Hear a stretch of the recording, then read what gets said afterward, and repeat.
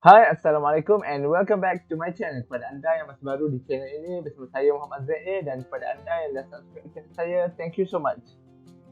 Yang pertamanya saya ingin mengucapkan selamat tahun baru 2021 kepada anda yang sedang menonton video ini, dan saya doakan agar pada tahun 2021 ini kita semua berada dalam keadaan yang dipermudahkan segala urusan, dilimpahkan rezeki, dilindungi dan dirahmati Allah Subhanahu Wa Taala sentiasa.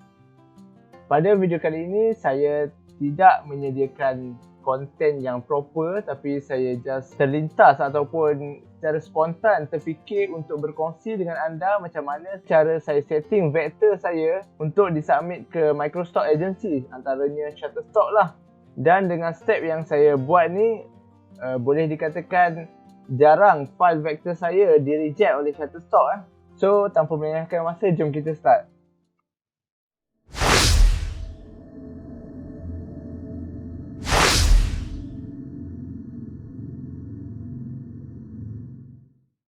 Okay, so basically ini adalah antara basic step yang saya akan pastikan apabila saya buat vektor baru untuk disubmit ke stock agency, supaya vektor saya ni tidak di-reject dengan kesilapan-kesilapan teknikal yang remeh lah orang cakap. Alright, so yang pertamanya, syarat yang paling basic adalah berkenaan dengan size vektor ni sendiri.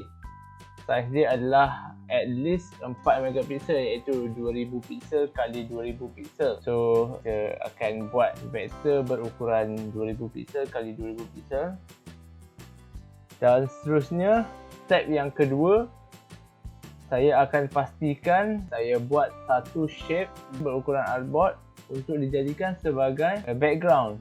Okay, sekarang ni saya akan tukar kepada warna ini agar nampaklah dalam video. Okay, so saya akan lock dulu layer ni supaya tidak terganggu untuk buat vektor ataupun untuk buat elemen-elemen lain. Seterusnya saya akan buatlah saya punya vektor tu.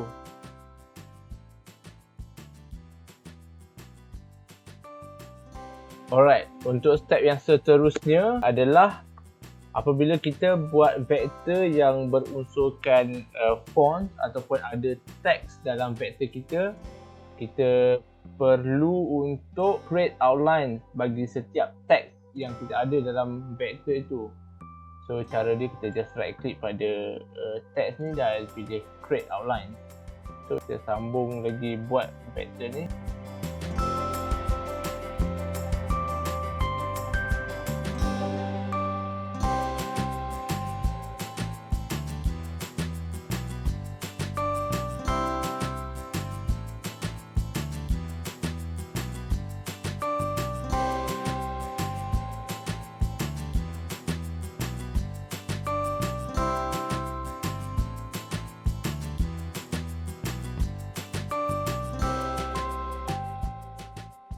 Okay, so basically apabila dah siap file vektor ni, saya akan tekan Ctrl A untuk select all lah, untuk pastikan sama ada ataupun tidak elemen-elemen yang terkeluar daripada saya punya artboard. Yang mana saya punya artboard 2000 kali 2000 pixel dan saya punya artwork pun adalah berukuran 2000 kali 2000 pixel. So maksudnya dia tidak terkeluar daripada saya punya artboard lah. Okay, itu stepnya. Dan seterusnya saya akan select all dan pergi ke objek dan pilih path, kemudian tekan outline stroke.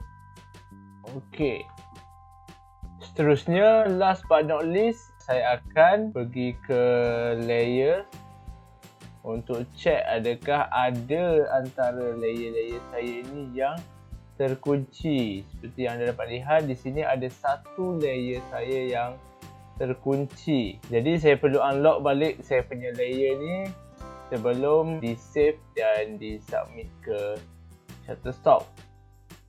Jadi saya boleh tekan di sini unlock, ataupun shortcut dia alternate Ctrl 2. Okay, saya tunjuk shortcut dia alternate Ctrl 2. Okey, dah pun hilang gambar kunci tadi.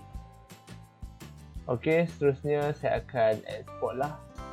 Saya punya file vector ni, saya akan tekan file, save as, save on the computer, desktop, contoh 2021, happy new year.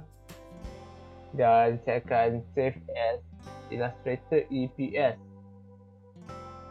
Okey, tekan save dan dia akan keluar window ni.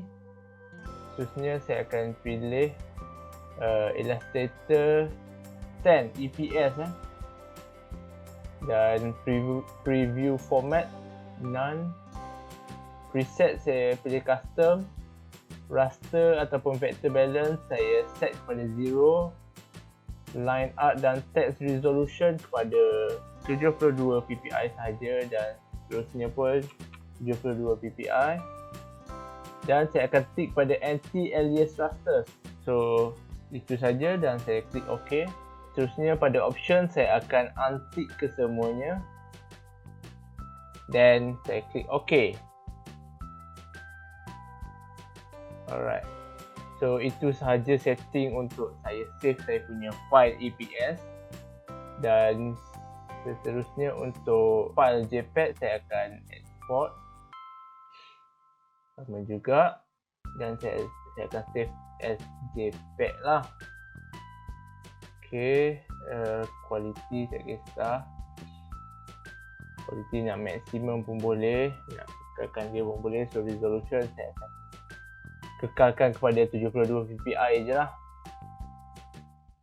So itu saja step yang saya sentiasa lakukan agar file vector saya sentiasa diterima ataupun di-approve oleh Shutterstock. So kepada anda, selamat mencuba dan saya rasa untuk video kali ini sampai setakat ini saja. Terima kasih kerana sudi menonton dari awal video sampai ke saat ini dan jumpa lagi di video akan datang. Assalamualaikum.